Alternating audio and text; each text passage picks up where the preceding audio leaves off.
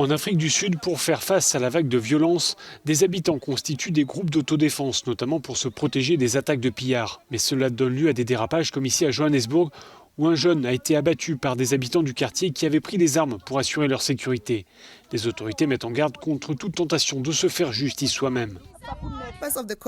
Les membres de la communauté ont pris les armes pour essayer de protéger leurs biens. Nous comprenons leurs inquiétudes concernant la sécurité. Mais nous appelons tous les habitants à travailler avec les forces de l'ordre pour mettre fin au pillage et à la violence et à agir dans le respect de l'état de droit.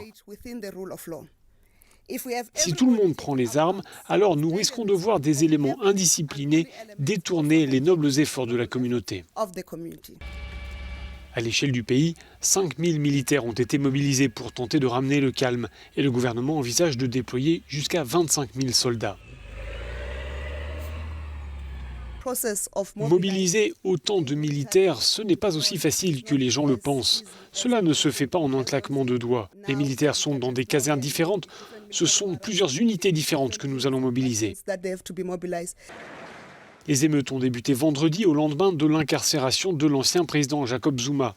Les violences se nourrissent des difficultés économiques auxquelles s'ajoutent les effets de la pandémie.